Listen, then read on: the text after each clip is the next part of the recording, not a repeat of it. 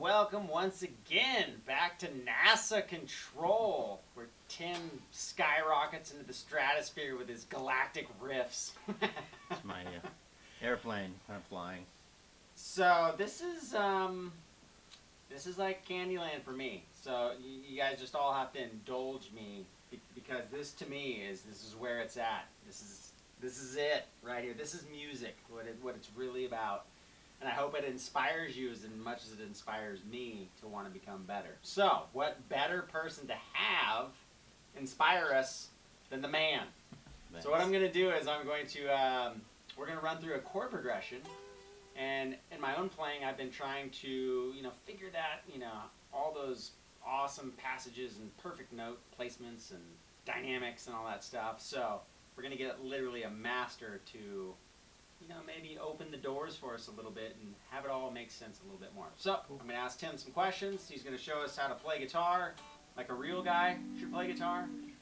And hopefully we'll all learn something.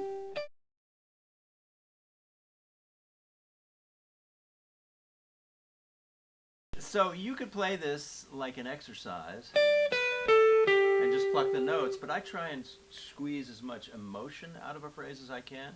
So I palm mute and I take my pick and brush it across the string so that first note has a big thumb. And with some distortion on the guitar, it means it adds some gravity to it. And the next three notes I might play really quietly so there's a dynamics and you get a sense of more meaning out of the phrase, so you don't sound like a student, you sound more like a performer. Well, one of the things I noticed is no matter where you were in the chord progression, I could hear the notes of that chord as they went by. So it was I think a lot of people, they get stuck in that phase where they learn the pentatonic scale or a G major shape or whatever it is, and they just think of it like a scale rather than these are fragments of a chord. Yeah, absolutely. I mean, you could say, when I play this phrase, simple phrase in the key of G, it's really, I'm playing 3 notes of the G scale, and then I'm playing a G2 chord or a G9 chord, so it's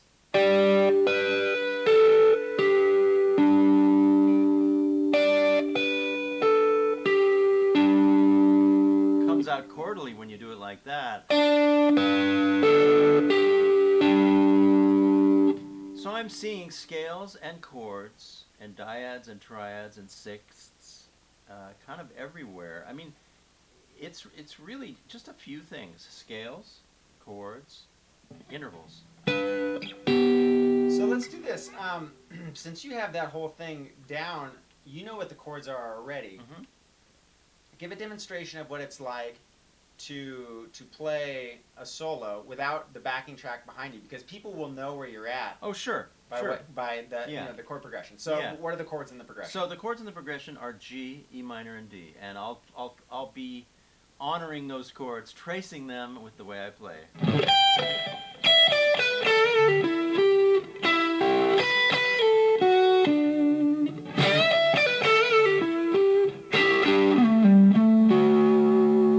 Right. So the first phrase you did was basically G major pentatonic. Yeah, G major pentatonic, and then I did arpeggios over this kind of E minor shape and this D shape, and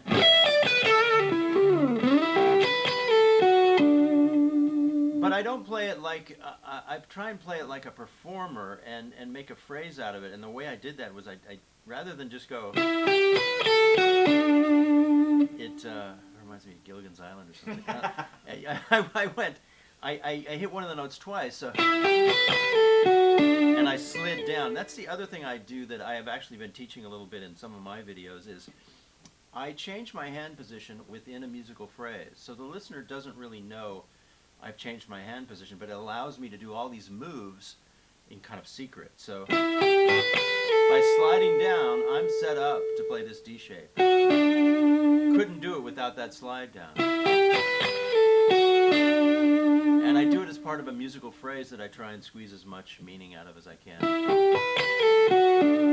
Now that time when I played it, the second note I played louder.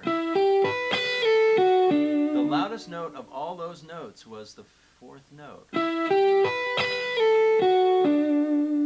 And that's a way of trying to put meaning into your phrases too, is to all these notes are quiet except one. And that makes it sound more like you mean it, I think. So when did that start to take hold in your playing? Because I mean, I think 90% of the players out there, they would never think of something like that. They're so concerned about the notes being right or being able to know the scale that the whole dynamics is lost. But in the performance that you played in the beginning, I mean, it's just like you see everything come together, and it's and the thing is, you can forget really obvious stuff as a musician, and it's I've done it. And if you remember that soft and loud is one of your greatest tools for keeping the listener interested, then you're on the road to, knowing everything. There's not that many things you have to know. That's one of them. Soft and loud. It's always interesting to go soft and go loud. Hard and soft, hit hard, hit soft. Keeps it interesting. I mean, if you just soft, loud, hard, soft, and you keep that up and down, your playing is going to get more interesting immediately.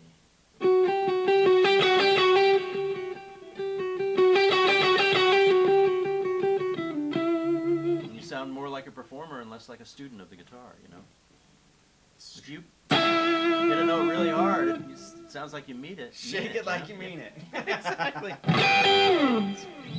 All right, so we talked about arpeggios. Can you give us a couple examples of what, like say, a couple of the Gs, E minors? Yeah, so you just take a G shape down here, and I'm just walking through a G chord, 1, 3, 5, 1, and then I pull up the third here. And then I go up here, do it here.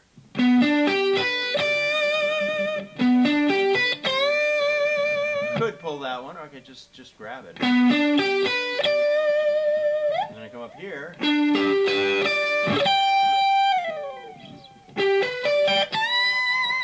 then up there. So basically, I'm walking through a chord shape, and then I'm ending it really strong on a high note. It's really simple.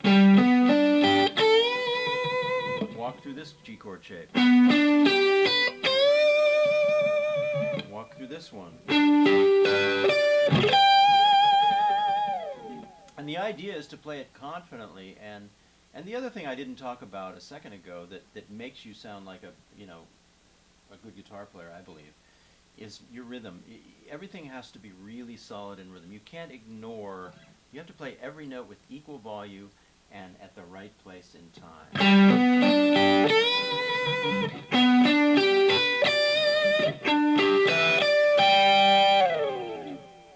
You can't go, well, that sounded okay, but you if you're stumbling through something and playing it not in time, you have to mean it, I guess. So it's dynamics and it's your sense of timing. Okay, so that's a G chord. We go to E minor. We can do an E minor there. We can do one down here. We can do one here. And these are all things that take you out of the blues scale for a second, because you want to go back and forth. You want to keep changing it up as you play. Arpeggio, blues scale, dyad, triad, sixth. Just keep. Show people what the sixths are, because they'll know what the sound is. Oh yeah, it's this.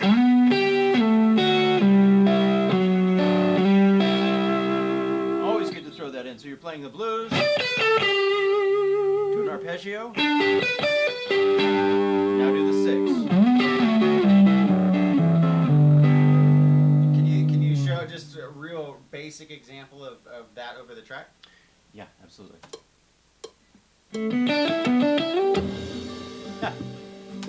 Modern recording. Do that Put you on the spot. Yeah. Blues. Arpeggio. Play the sixth. Now let me do it a little more musically.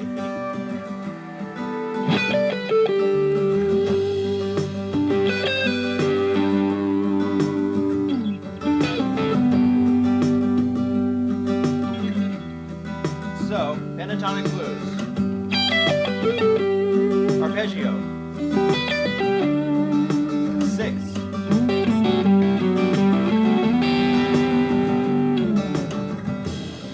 And I'll try and put them all together without any gaps.